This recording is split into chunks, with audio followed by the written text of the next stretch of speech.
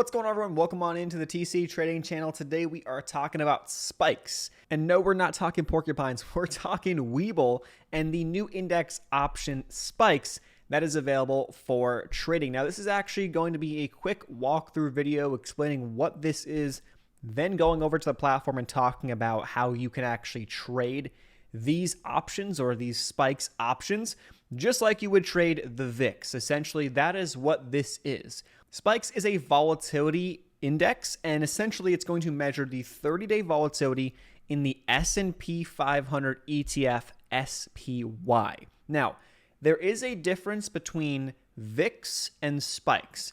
That's what I want to talk about here in this video, and then dive into the platform like I said. Okay, so let's dive in.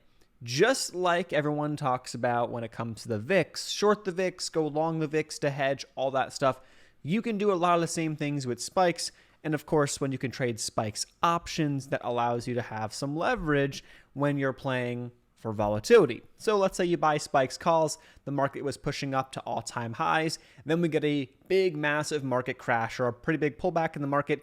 And guess what's going to happen? The VIX, spikes, the volatility index, they're going to go flying, right? If the market was to actually crash, right? Sort of like what we saw during the pandemic. And we've seen some, pretty big moves on spikes and the VIX over the past couple of months, even in 2022, as the market's been pretty volatile. But you got to say the name actually is pretty cool, because when we talk about the VIX, you'll see the charts in a second.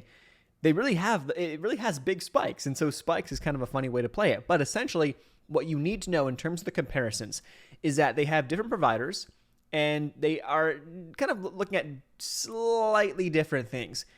The VIX is essentially basing their implied volatility off the S&P 500 index, so SPX. Essentially, it's the same thing as SPY, but not exactly.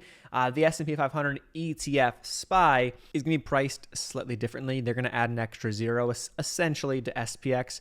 Not exact, but for the most part, that's what it is. And we'll show you the difference between SPX and SPY here in just 1 second. Now, spikes is updated every 100 milliseconds, which is pretty cool, whereas the VIX is updated 4 times per minute. And like we said, spikes makes their calculations based on volatility based off the SPY ETF on their options, whereas the VIX is based off SPX options, which you can trade both SPY and SPX options on Webull as of right now. Some more details before we dive into the charts. So the ticker symbol is SPIKE, spike. The multiplier is $100. So if you see that the option is trading for $1, it's going to actually cost you $100 of buying power out of your account, $100 of cash out of your account to buy one contract of spike at $1 for whatever strike price you're looking at.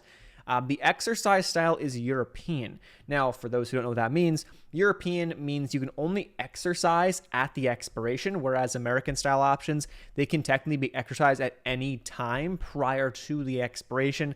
For most option traders, it's not a big deal, but it's something to note, at least if you are looking to exercise your options at some point.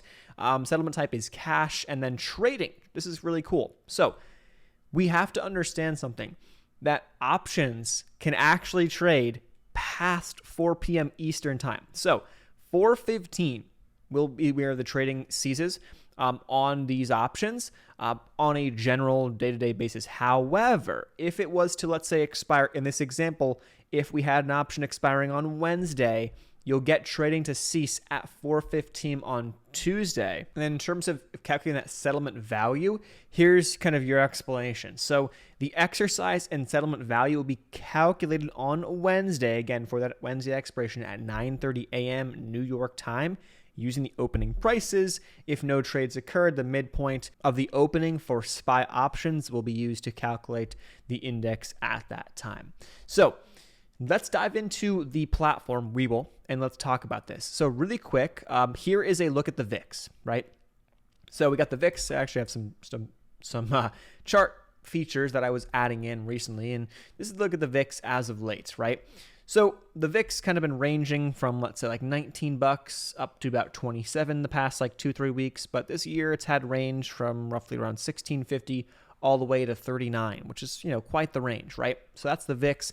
If you were to look at spikes, let's pull up spikes, you'll see that it has a similar range. It has hit highs here around 40 and then lows this year down around 19. Yeah, I guess to start the year off, you had lows, or just, I guess, the end of 2021, 1672. So it's slightly different, not exactly the same prices, but the general idea is very similar to the VIX.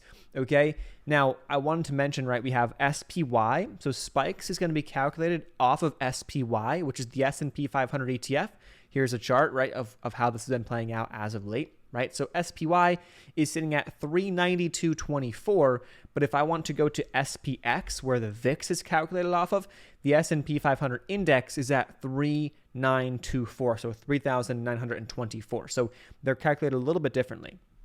So just like that, if I go to play SPX options, I can do that. They're a lot more expensive because the stock price or the index price is a lot higher. So these options, are going to have a higher premium to them because of the movement, right? Isn't going to be, you don't need that much movement dollar-wise. You don't need that many dollars up or down to equate to a pretty big percentage move, right, in your option. Whereas, for example, let's look at SPY.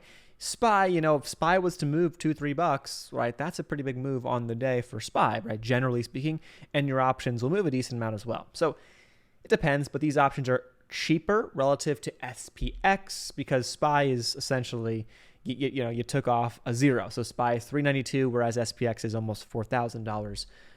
So that doesn't really roll over into these options.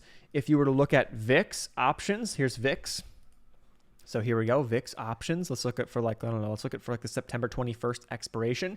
And right now, VIX is around 25.47. So, the 25 strike calls on the VIX are going for this expiration date, going for about $2.30. So it's going to be about $230 out of your account to pay for that. Now let's go to spikes. Spikes, here's where it gets a little bit more interesting. So spike, I guess spike is the ticker symbol, right? Not spikes. It is spikes, but spike is the symbol. Slightly different price. And for this expiration, you go and look, you're going to pay roughly the same price for that $25 strike, maybe just 5 cents cheaper at the end of the day. Here's the biggest concern that you need to know before you start jumping the gun and saying, I'm going to start trading spikes now.